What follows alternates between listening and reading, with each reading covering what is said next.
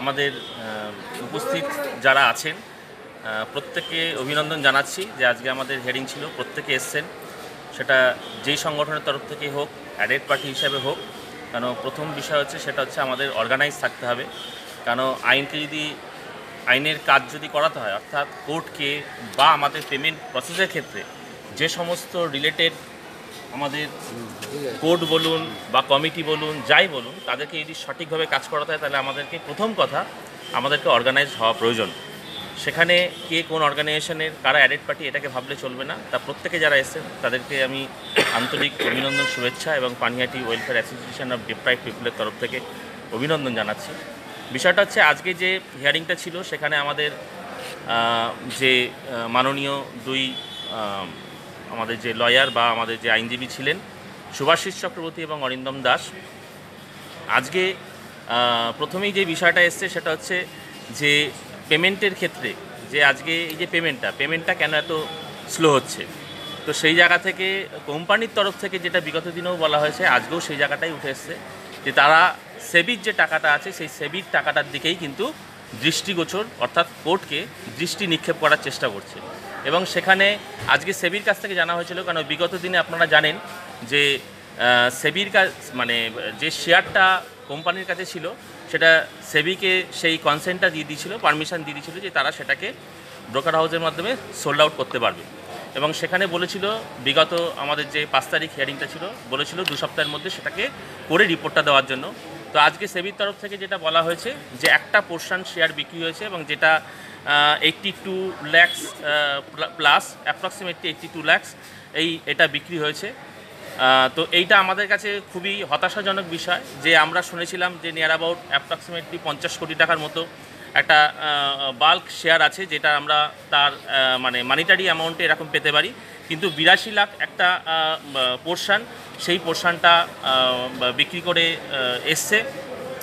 বাকি যে শেয়ারগুলো আছে সেই শেয়ারগুলো সেবি বলছে যেটা তারা চেষ্টা করছে বিক্রি করার, এবং বিক্রি করার ক্ষেত্রে আমরা ব্যক্তিগতভাবে আমরা সেবির লয়ারের সঙ্গে কথা বললাম যে যেটা সেবির তরফ থেকে বক্তব্য সেটা হচ্ছে যে একবারে যে বাল্ক শেয়ারটা আছে, হিউজ শেয়ারটা আছে, সেটা যদি বিক্রি করতে যায় তাহলে দাম কম পাবে।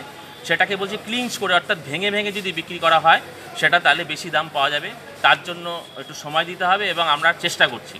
কোম্পানির তরফ থেকে যেটা বলা হয়েছিল যে দিনকে দিন শেয়ারের প্রাইস কমবে, কারণ সামনে ভোট আসছে, এবং এটাও আমরা নিজেরাও এই জায়গাটা বুঝতে পারি যে যত ভোট এগিয়ে আসবে হয়তো শেয়ার মার্কেট ডাউনফল হবে। এবং আজকেও আমরা যখন এই অর্ডারটা হচ্ছিল আমরা দেখলাম যে আজকেও কিন্তু প্রায় 238 পয়েন্ট মতো আজকে সেন্সেক্স আপলিফমেন্ট হয়েছে। তাহলে বোঝা যাচ্ছে যে শেয়ার মানে মার্কেট কিন্তু ভালো রেসপন্স করছে। তো সেখানে আমরা সিভিল লয়ারের সঙ্গে কথা বললাম বাইরে যে এখানে বিক্রির কোথায় সমস্যাটা আছে।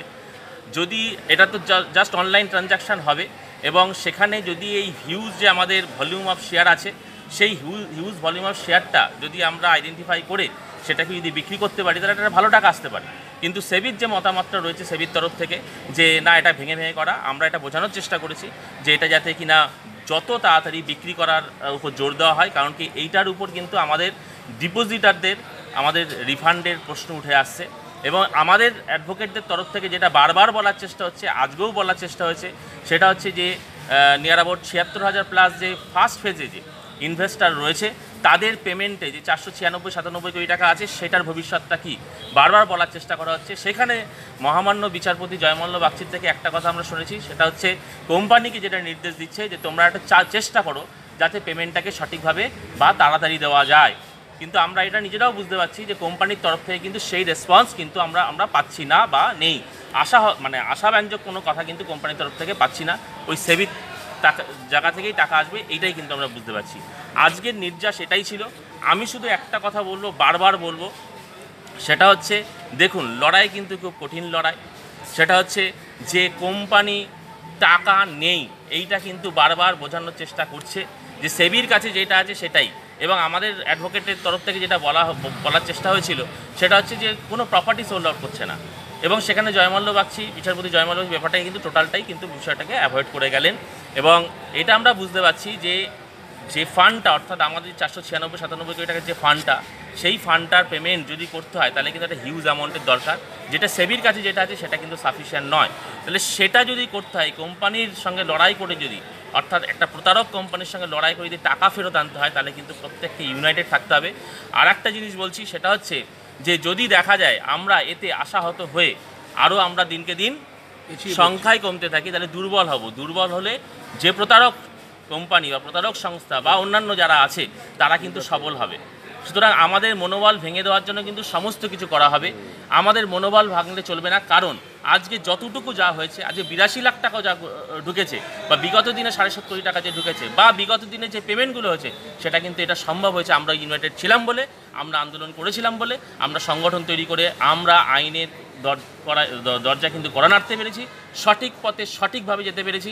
আগামী দিন অনেক বড় আন্দোলনের জন্য আমাদের প্রস্তুতি নিতে হবে, এবং তার জন্য আমাদের যারা লয়ার আছে তাদেরকে সঙ্গে নিয়ে আমাদের কিন্তু এগিয়ে যেতে হবে। এবং আমরা কিন্তু আগামী দিন যাতে কিনা এই টাকা ইনভেস্টরদেরকে তুলে দেওয়া যায়, শেষ দিন অবধি কিন্তু আমাদের লড়াইটা রাখতে হবে। এই বলে Panihati welfare association of deprived পিপলের তরফ থেকে এবং অন্যান্য যে সমস্ত অর্গানাইজেশন আছেন বা যারা কিনা ব্যাডেট পার্টি আছেন, প্রত্যেকের তরফ থেকে শুভেচ্ছা জানিয়ে আজকের যে হিয়ারিংটা হলো সেটা আজকে এই অবধি আপনাদের নির্দেশ তুলে ধরা হয়।